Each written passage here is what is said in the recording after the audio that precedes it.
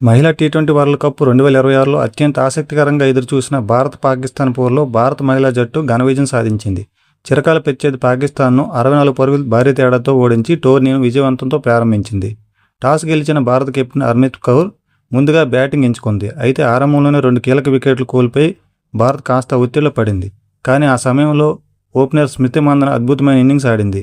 కేవలం 44 బంతుల్లో 68 పరుగులు చేసి జట్టుకు బలమైన పునాది వేసింది. ఆమెకు హర్మన్ప్రీత్ కౌర్ కూడా మంచి సహకారం అందించింది. చివరిలో రిచా ఘోష్ 17 బంతుల్లో 34 పరుగులతో వేగంగా ఆడి భారత్ స్కోర్ను 170 పరుగులకు చేర్చింది. ఓవరాల్గా 20 ఓవర్లో 6 వికెట్ల నష్టానికి 170 పరుగులు చేసింది భారత్.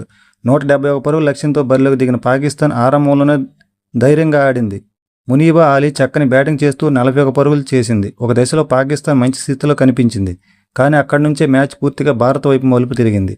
భారత్ స్పిన్ ఆల్రౌండర్ దీప్తి శర్మ అద్భుతమైన బౌలింగ్తో పాకిస్తాన్ బ్యాటింగ్ను కుప్పకూల్చింది. కేవలం 10 పరుగులు మాత్రమే ఇచ్చి 5 వికెట్లు తీసి తన కెరీర్లోనే అత్యుత్తమ టీ20 ప్రదర్శన నమోదు చేసింది. ఆమె బౌలింగ్ ముందు పాకిస్తాన్ బ్యాటర్లు పూర్తిగా చేతులెత్తేశారు. చివరకు పాకిస్తాన్ 106 పరుగులకే ఆలౌట్ అయింది. 64 పరుగుల తేడాతో ఓటమి పాలైంది.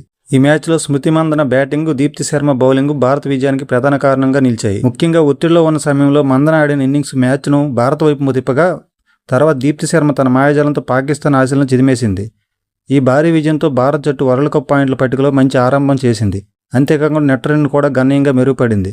టోర్నమెంట్లో భారత్ టైటిల్ ఫేవరెట్లో ఒకటని ఈ మ్యాచ్ మరోసారి నిరూపించింది. మరి భారత్ ప్రదర్శన మీకు ఎలా అనిపించింది? ఈ మ్యాచ్లో ప్లే ఆఫ్ ద మ్యాచ్గా నిలిచిన దీప్తి శర్మ ప్రదర్శనపై మీ కామెంట్ బాక్స్లో కామెంట్ చేయండి.